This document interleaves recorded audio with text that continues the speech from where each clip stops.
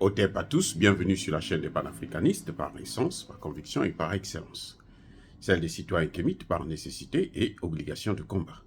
Nous sommes une chaîne qui n'est guidée que par nos ancêtres et rien que par les ancêtres qui appartiennent à l'égrégore du monde noir. Par conséquent, nous ne croyons en aucun dieu venu de l'étranger.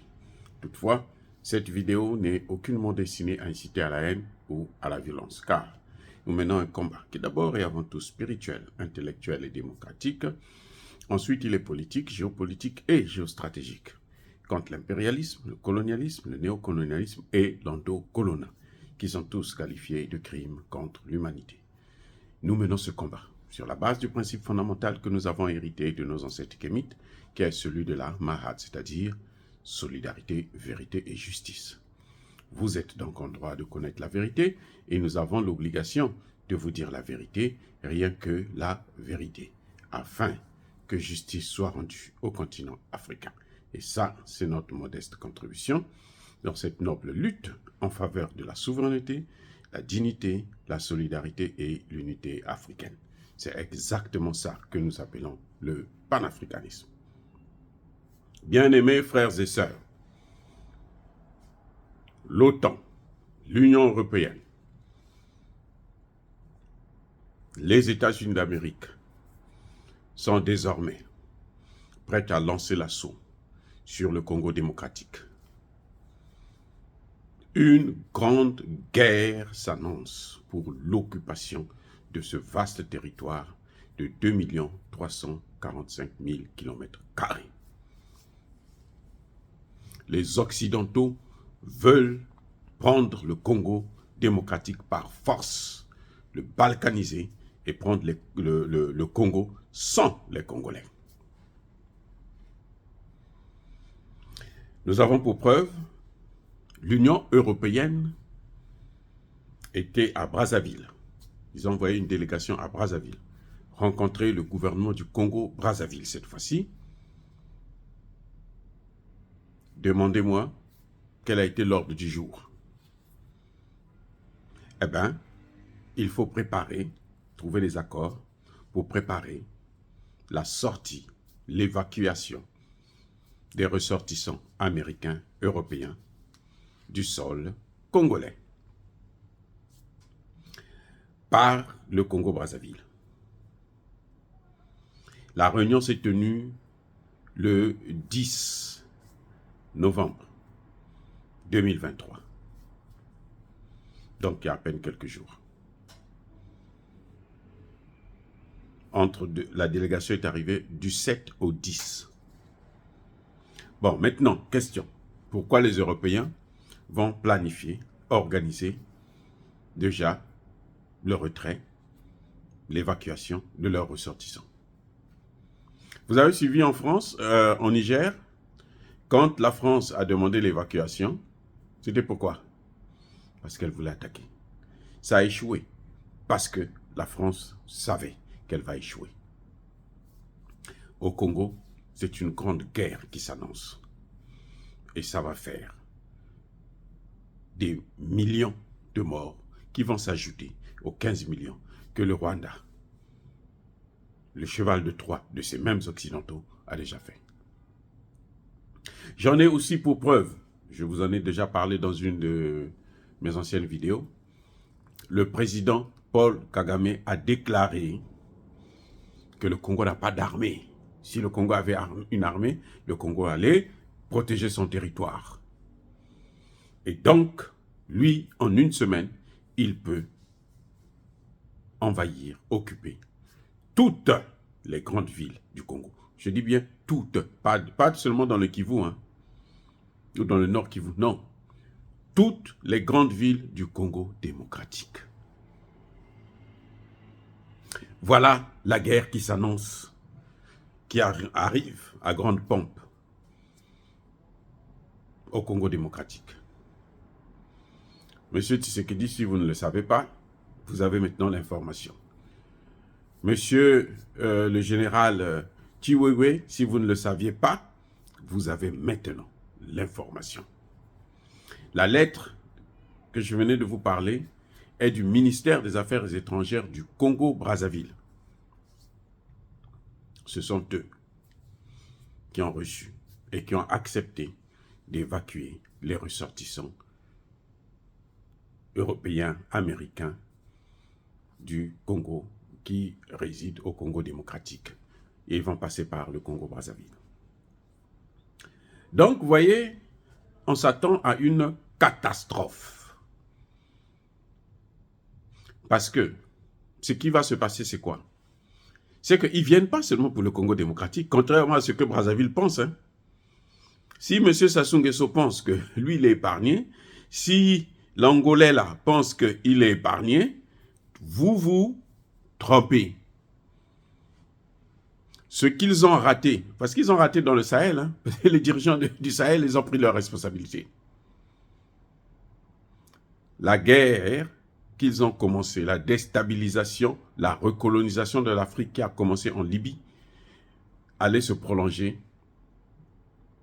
dans le Sahel, puis dans le golfe de Guinée. Donc, y compris le Congo-Brazzaville, le Cameroun et les autres. Le Mali a stoppé net leur avancée, accompagné de Burkina Faso, et puis maintenant du Niger.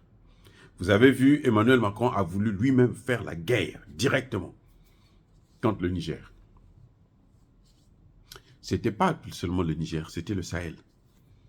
Et il ne serait pas seul, il serait avec tous les Européens. Tout l'OTAN là devrait se battre, devrait contribuer à détruire l'ensemble de la sous-région. Et c'est par là maintenant, il devrait passer par le Tchad pour aller vers le Centrafrique et le reste de l'Afrique centrale. Les États du Sahel. Avec l'alliance des États du Sahel, tout s'est arrêté. Donc, ils repassent par un autre système. Ils vont commencer donc en Afrique centrale. En Afrique centrale, ils vont commencer par le Congo démocratique. M. Sassou Nguesso devrait savoir que Tshisekedi, c'est son fils. C'est le même sang. Parce que l'histoire, ça ce sont des faits. Ce n'est pas quelque chose où bon, on cherche à cafouiller. Non, les intellectuels africains devraient le savoir. L'histoire dit que le Congo-Brazzaville, le Congo-Kinshasa, l'Angola et une partie du Gabon faisaient partie du Grand Congo, celui qui s'écrivait avec K. La capitale de ce Congo-là se trouvait à Mbanza Congo, en Angola. Donc, ce qu'ils avaient commencé pendant la colonisation, en 1885, ils vont le prolonger. On va balkaniser le Congo, on va chasser le maximum et tuer le maximum des Congolais, et puis on va s'attaquer au reste du pays, de l'Afrique centrale, y compris le Congo-Brazzaville. Donc, quand les gens au Congo-Brazzaville se félicitent, oh c'est bien, c'est pas chez nous, c'est l'autre, le voisin à côté. Déjà, le voisin, c'est pas un voisin, c'est un frère. C'est pas un voisin du tout. Hein. Vous voyez l'ethnie Bakongo là, qui se trouve dans le Poul. Il vient d'où? Il vient du Congo démocratique. Vous voyez les Bayaka qui sont loin à Sibiti. Ils viennent d'où? Ils viennent du Congo-Kinshasa. Donc, c'est le même peuple.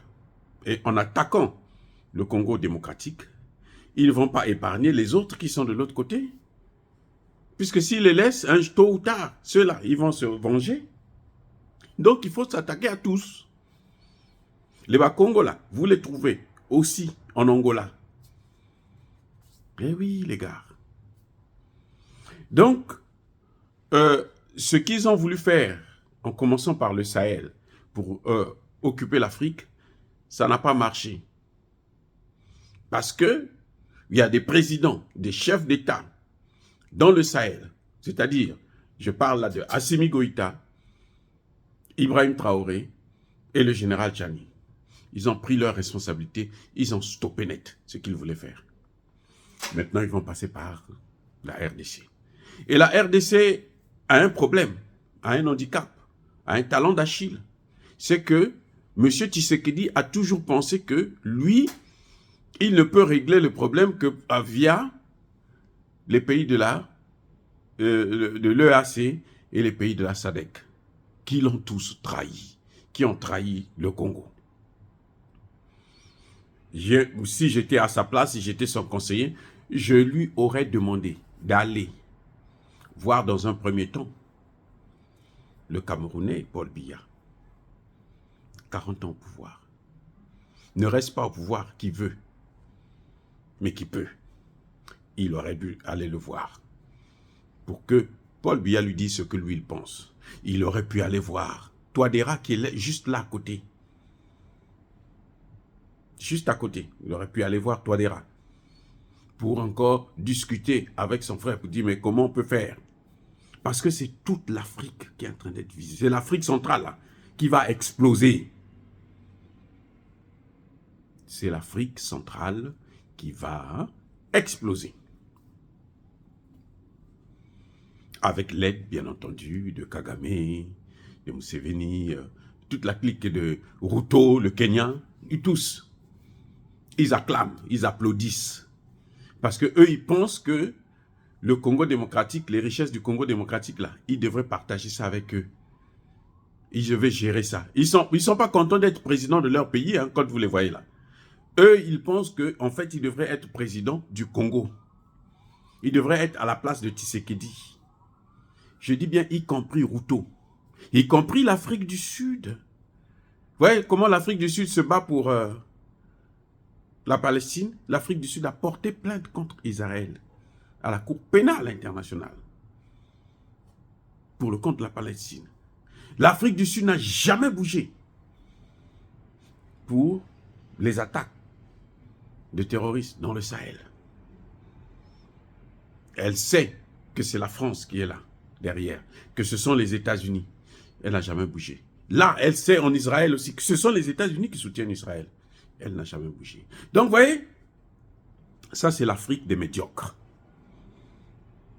Nous sommes malheureusement dans cette Afrique de médiocres. Et c'est ce que Tshisekedi ne comprend pas.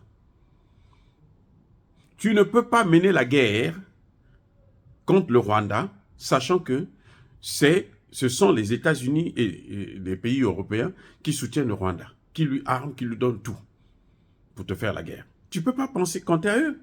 Quand tu vas au Kenya, le Kenya là, le Kenya là était prêt à partir en Haïti à la demande de qui? Des Américains pour aller détruire Haïti. Ce sont les Haïtiens qui ont bloqué ce projet. Je ne sais pas si ça va changer, mais ils avaient accepté. Tout le monde sait que le Kenya roule pour les États-Unis. Monsieur Ruto, c'est un paria. Parce que tous là, ils pensent que s'ils n'ont pas l'argent des Américains, le dollar, ils ne peuvent rien faire. Alors que nous savons que nous ne sommes plus dans la dollarisation. Nous sommes au contraire dans la dédollarisation. Et malheureusement, Tshisekedi, comme je disais tantôt, ne prend pas ses responsabilités parce que Tshisekedi aurait dû aller chercher Wagner. Depuis très longtemps, il a passé 5 ans. Il aurait dû parler avec Poutine, s'il n'a pas besoin de Wagner, mais que Poutine envoie des instructeurs pour venir l'aider et il achète des armes. Ce n'est pas 2 petits avions qui vont faire la guerre contre tout ce qu'eux, ils vont envoyer au Rwanda. Quand le Rwanda fait sa déclaration sur BBC, là, c'est parce qu'il est sûr de ce qu'il a. Mais c'est comme l'Ukraine. Zelensky, c'est un Rwanda. C'est un Kagame au Rwanda. Ce que vous voyez que Zelensky est en train de faire là, c'est ce que Kagame va faire au Congo démocratique. Faire une guerre pour les Occidentaux. C'est pour ça qu'ils se préparent maintenant à rapatrier leurs ressortissants. Dire cela, c'est inciter à la haine ou à la violence. Non. On n'est pas tous bêtes dans ces 2 Congos ou en Angola. Non. On n'est pas tous bêtes. Nous avons l'information, nous comprenons, nous faisons des analyses et nous mettons à la disposition de ceux qui gouvernent. S'ils prennent conscience, s'ils veulent nous écouter, tant mieux. S'ils n'écoutent pas, l'histoire nous jugera tous. Chacun de nous portera sa responsabilité devant l'histoire. Et ça ne rate pas. Et n'oubliez pas que c'est au Congo là que nous avons eu des grands hommes de Dieu. Je parle de Simon Kimbangu, je parle de Chipavita, ceux qui ont affronté ces mêmes Occidentaux et qui ont prouvé que cette terre-là ne leur appartenait pas. Mais faites attention, que la colère de nos ancêtres ne s'abatte pas sur vous, les dirigeants. D'abord, vous les dirigeants, congolais et angolais, des deux Congos et de l'Angola. Que la colère de Dieu ne s'abatte, de nos ancêtres, ne s'abatte pas sur vous. Parce que si elle s'abat sur vous, vous allez voir n'importe quel féticheur, ça ne marchera pas. Ils ne pourront pas vous sauver. Oh, bien-aimés frères et sœurs, encore une fois, soyez bénis. Je persiste et je signe. Soyez abondamment bénis par le Dieu des Kémites et par nos ancêtres angélisés. Mais que tous ceux qui persécutent le continent africain le pillent et le déstabilisent, qu'ils soient noirs, blancs, chinois, arabes, indiens ou qui qu'ils soient punis, maudits, foudroyés, neutralisés, écrasés, effacés par ce Dieu des Kémites et par nos ancêtres angélisés. Vive l'Afrique éternelle. J'ai dit et j'assume.